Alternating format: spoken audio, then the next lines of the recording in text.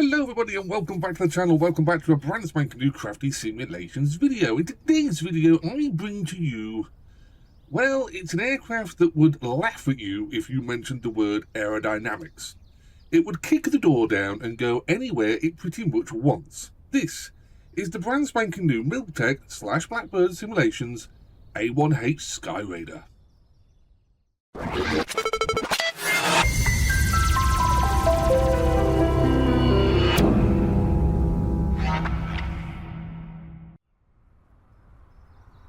So, welcome back to the channel, and yes, I know my channel is mostly known for general aviation aircraft, and that won't change, but I couldn't ignore this one. This is an aircraft I have been sorely looking for even, for many a year, not just in Flight Simulator 2020 or in 2024 where we are right now, but back in the days of FSX and FS9 and all the rest of those old classic simulators. I always loved me a Skyraider, and I don't recall there ever being a payware SPAD in any of those sims. Freewares, yes, but not payware. But today, here, for Microsoft Flight Simulator 2020 and 2024, we do have the A1H Skyraider, and I am in awe. This thing is just amazing. It is developed by Miltech and Blackbird. It was a co-development, and is available on both their websites, plus a few other places. And we are going to fly it here today. Now, like I said, I don't normally cater towards warbirds. I feature them quite sparingly on the channel. But today we are going to break a habit and step away from the Pipers and the Cessnas and the all the rest, the Diamonds and all the rest of them, and we're going to take out this absolutely enormous, beautiful aircraft, because it is absolutely amazing. Now, some of the facts on this aircraft from the simulator's point of view: we have 3 variants of the A1. We have the A1H, of which we have right before us now. We have the AD3W and the AD4W. Now, I do believe the AD3W is the AEW, and there's a lot of letters to pay attention to here, but there's an AEW, or Airborne Early Warning version, that has a radar pod underneath its underneath the cockpit, underneath the wings. It's rather, you can't miss it, it's huge. The AD4W, I'm not entirely sure what role that did, but it is available. It is on part of the product here. But we will be flying the A1H, the quintessential greatest version of the Skyraider. It's absolutely amazing. We have Echo 19 to thank even for the sound effects. Boy, this thing sounds amazing. And I mean really, really good. And the Skyraider has quite a unique, dirty sound, and I'm glad that Echo 19 did the sounds for this engine, of which it is a Wright R3350 26WA duplex Cyclone engine, i.e. in huge engine. But we'll go on to that when we actually start flying the thing. So we will just set this thing up. Have a little walk around the aircraft, because it is just beautiful. It's absolutely, look at the size of this thing. It's absolutely massive. Skyraider, if you thought was dainty, or you're like, it's just the exact opposite of dainty. It is the predecessor to the A10 in the fact of it can carry everything, every weapon known to mankind. I mean, look at the hard points on this thing. You've got your 5 main hard points down here. You've got bomb hard points in the center, well, further in the wing, and we also have a centerline hard point under the fuselage. This thing, if it could be carried, would carry it. It's just amazing. Absolutely. I'm sorry if you can hear the traffic behind us. Well, at Duxford at the moment, the motorway's just back down there, but it is quite noisy. But oh, it's so lovely. And it's not a pristine model of which you see before us. We're not looking at an aircraft that is from a museum, or a Skyraider today, which would be, you know, very, very well looked after. This is the wartime looking Skyraider, obviously from the era of Korea and Vietnam. We do actually have air brakes in this aircraft. This whole door section here is one of the spoilers or air brakes, and we have one on the either side.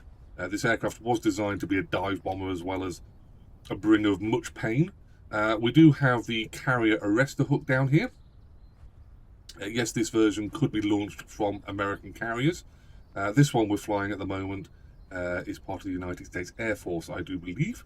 But yeah, they were featured on American aircraft carriers, and they were just absolutely incredible. We do have a GPU unit sat here. We haven't connected that up yet. We can connect that by just clicking here, and then we have a physical lead to the aircraft. One of the great things, I love this part. I don't know how much aircraft do this, but we'll just walk under the wing. If we walk towards the wing here, this black striping section here is like grip tape, for want of a better word. So you could physically walk on that part of the wing, which is the way you get into the aircraft, and we can do that here. It's amazing. We can unlock the canopy. Just click on this, and yeah, that's just it's really, really good. I do love the fact we can just get on the aircraft like this. I don't know how many other aircraft do this actually. I think I read somewhere that the Zero allows you to do this, but I haven't seen many other aircraft do this. But just look at it. It's immense. It's huge. So let's get inside and see what it's like inside, shall we? So welcome to the office for the A1H Skyraider. It looks complicated. I gotta say, it does look complicated, but it's not too bad, if I'm honest. I was able to pick this aircraft up and was flying it badly, but I was flying it quite quickly. It is quite an interesting cockpit. It's been done well. Again, we've got battered and worn instrumentation. We're not looking at a pristine model from Douglas. We're looking at something wartime, and you can tell all the bits and pieces that would be used a lot. Look at the lettering on this. The AC power. It doesn't. It's being used a lot, which is fine. I accept that, and that's how I want it to be. So we'll start from the left to right on the walk around the cockpit. I'm not going to cover every instrument we have and every dial and all the rest of it, but just the kind of major stuff that you kind of will need during flight. So starting off here, we do have a fuel tank lever between off the right-hand and left-hand drop tanks, which we're not carrying today. Centerline drop tank, again, not carrying today, and the main tank. So we will be switching that over in a minute. We do have the tail wheel lock and unlock, so it's automatically put in the unlock position. Our spoiler lever, I do believe, is these. I did use them once just to prove they work. But generally in normal flying, you don't generally need to use the dive brakes other than if you're in a dive.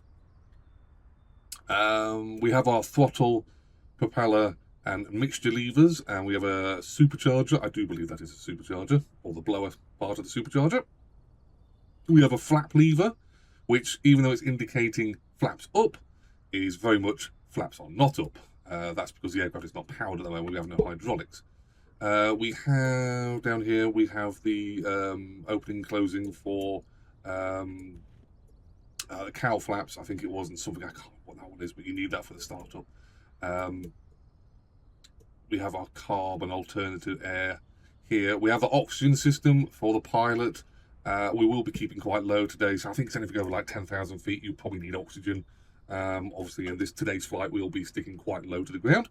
Like I say, onto the indicators. Oh, big thing.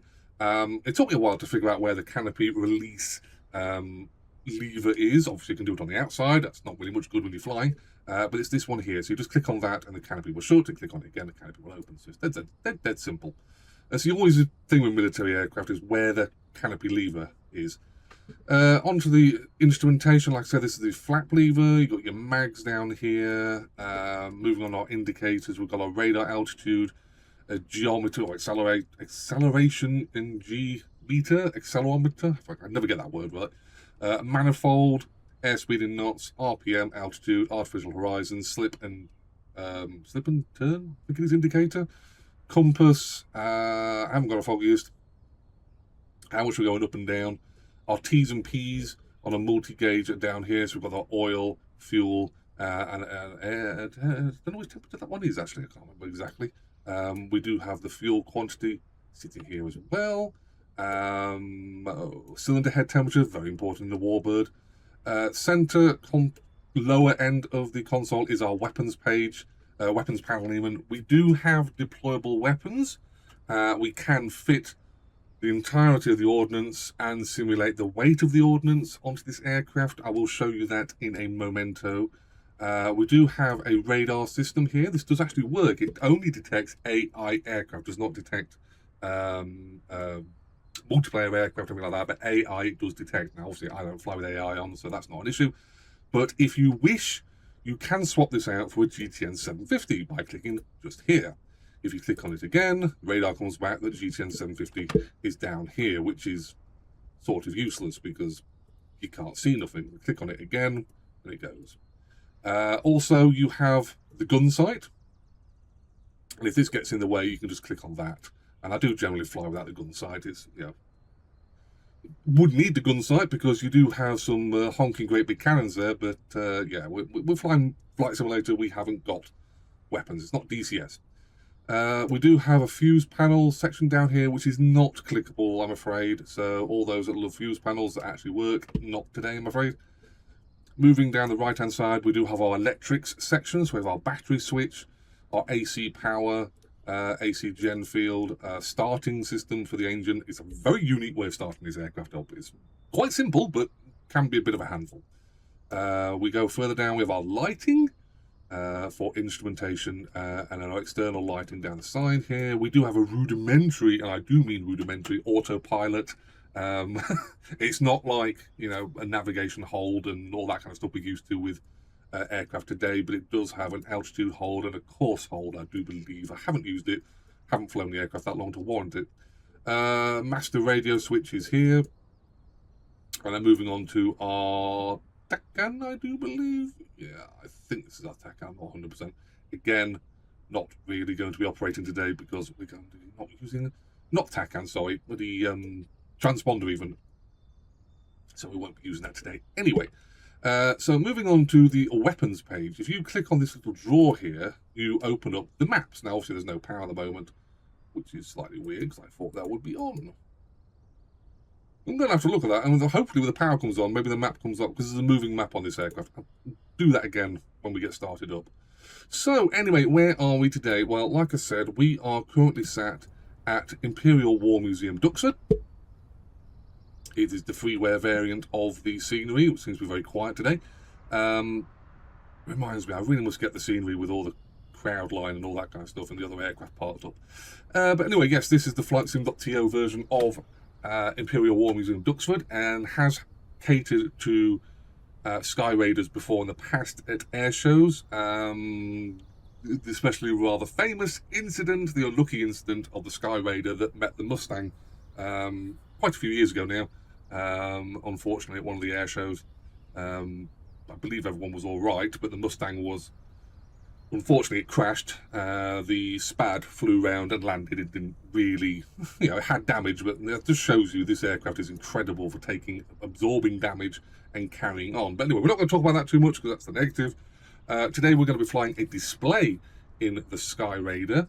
I'm not going to do too much audio over the sounds of this aircraft because they're just amazing. So I will shut up. I'll do all the audio at the start and at the end of the video. So when we taxi back in, I'll give you the final thoughts on this aircraft. So anyway, let us get set. I'm going to have a little slurp on my coffee, and I shall be back when we're ready to start up the mighty Skyraider.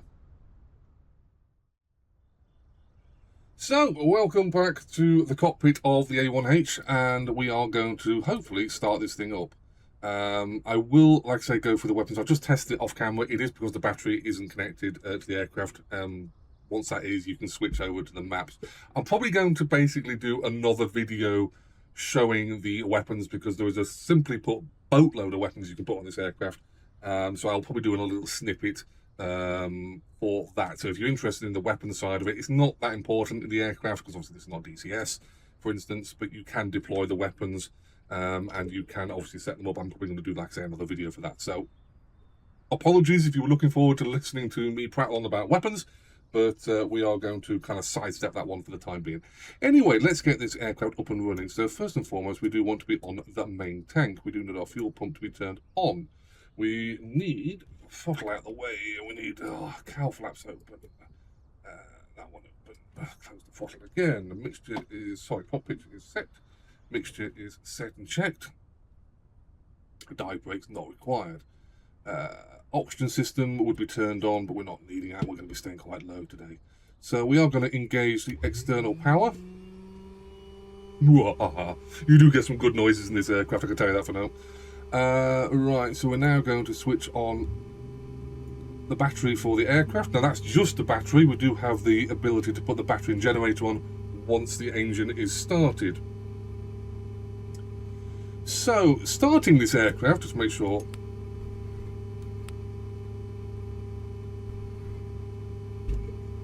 Starting the aircraft, it's actually quite interesting to say the least. We do have our mag switches down here for both. We have a starter switch here, a primer switch here, and basically it's a mixture of many buttons to get this thing to fire up. So, what we're going to be doing,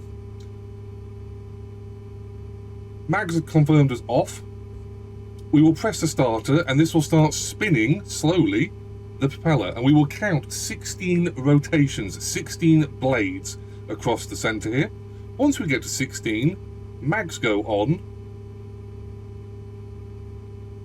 Starter will, the engine will start. We'll press in the primer to prime the engine as it's powering up. Once the engine catches, we will put the mixture, even I've completely forgot what the lever was called, the mixture into high position, and hopefully the engine will start. And like I say, it's quite a handful, but it is quite simple, and it's a joy, absolute joy to get started. So anyway, just checking one of my buttons was correct. Right, so remember, we'll be counting for 16 blades, so I'll pull the camera back enough here. 1, 2, 3.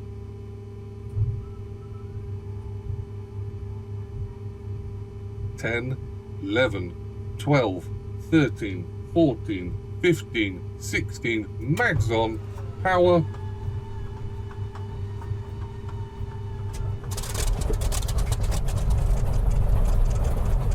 She leaves.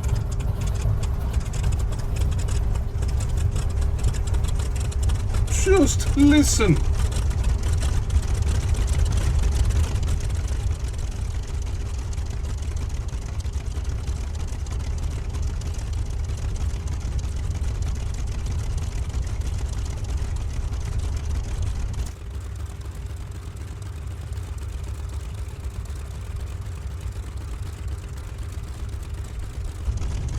Just listen to that sound.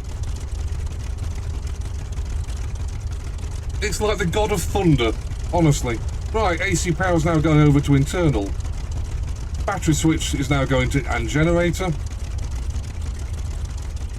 Wings are checked and locked down. They are on both sides. Flaps are coming down 1 notch.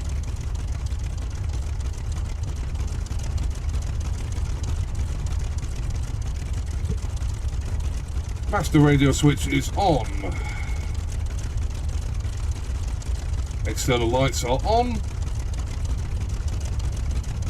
And we are good to go. Now, I want you to just listen. Just listen to the sound plan that Echo 19 created for this aircraft.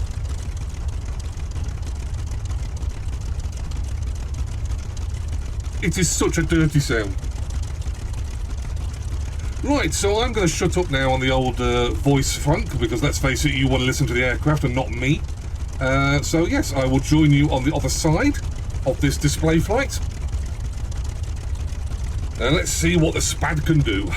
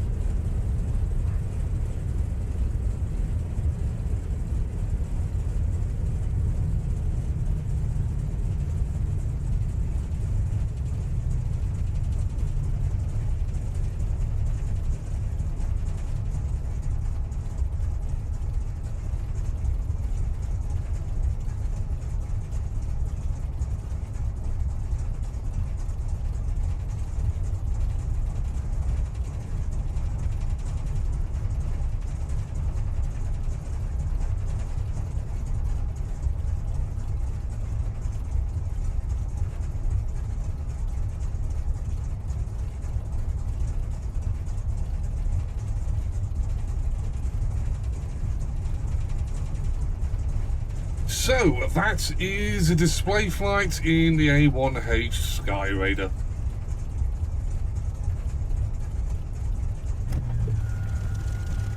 Whoa, what noises.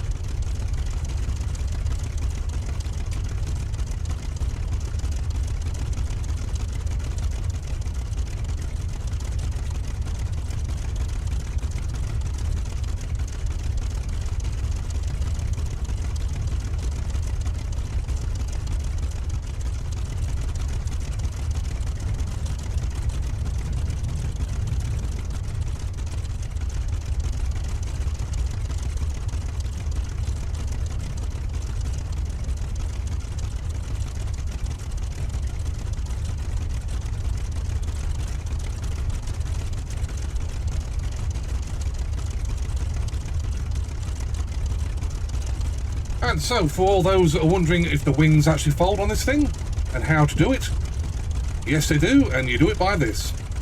Lever down here, and up they come.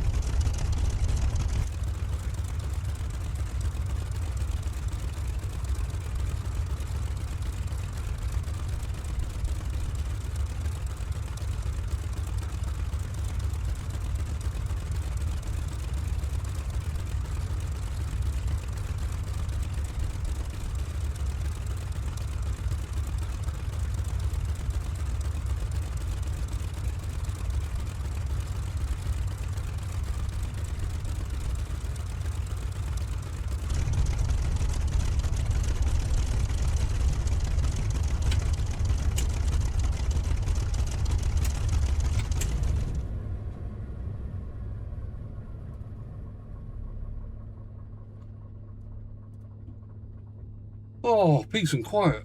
Right, that up. Battery to off. Internal power to off, or AC power to off. Relatched. Reach to be shut off. Fuel tank coming to off. So, there we go. Oh, my ears are going to recover from that noise. That is the Miltech stroke Blackbird simulations A1H Skyraider. Sounds by Echo 19, sounds like the God of Thunder gargling nails, and is an absolute bruiser of a warbird. You couldn't get any further apart from the likes of a Spitfire or a Mustang. It's like chalk and cheese. This aircraft currently retails for £20, 20 UK pounds. I purchased it from Miltech directly. I believe it is connected through to Contrail. So if you have it's like Orbex, Contrail they sell a lot of flight simulator products. So you purchase it through Miltech, and it'll link through to your Contrail account, and you download it through that. It's very, very simple. I'd highly recommend getting a Contrail account anyway, because there's some great deals on there, some great aircraft, and they're all updated, and it's all fantastic, and that's all great. But yes, this is the Skyraider, and it's a absolute beauty. They've gone to town on the quintessential parts of this aircraft. The sounds are absolutely awesome across the range. Internal, external, startup, shutdown, flight, high power, low power, the lot. Switches, everything. It sounds absolutely amazing. The only thing you're missing is the smell of fuel and the vibrations from that immense engine. Maneuverability wise, it's maneuverable once it gets going. Like I said at the start of the video, it laughs at the word aerodynamics, and it shows how it ain't dainty. But yes, it's a very stable aircraft. I think as warbirds go, they are quite a difficult breed of aircraft to fly. They can be quite twitchy. The Skyraider is anything but twitchy. It didn't take long for me to fly this aircraft and get the best out of it that I could. There are repaints wise, there are quite a few. Most of the repaints are for the A1H that you see before you, covering quite a few different variants of the Air Force and the Navy and the Marines, I believe, and a few different countries that flew the Skyraider back then. If you move on to the AEW variants, what are they called? I've got my notes around here. The AD3W and AD4W, there's slightly less repaints, but there is some great news in the fact if you pop onto flightsim.to, there's repaints popping up all over the place for this aircraft. Mr. Yankees, if you don't know who Mr. Yankees is, develops some absolutely awesome repaints. He's starting to come out with some repaints for the variants of the Skyraider, so check out on flightsim.to for Skyraider extra repaints. And like I say, it's absolutely amazing. And for £20, I thought it'd be more expensive than that, if I was honest. £20 is an absolute steal. It's an absolute bargain. So anyway, I will cut this video here because I could talk about the Skyraider all day. It's absolutely amazing. If you've got any questions or comments about the Skyraider, bang them below. If you're enjoying the old mighty Spad, please let me know. And if you found any issues, I'd like to know them because I haven't found a single one of them yet. I will, like I say, do another video, short little video demonstrating the weapons, the different types of weapons, and where they go on the aircraft, all that kind of stuff, in a future video, probably quite soon after this one, if I'm honest. Anyway, I will leave you at that. Like I say, if you've got any questions or comments, bang them below, and I will see you in a future Microsoft Flight Simulator video very, very soon.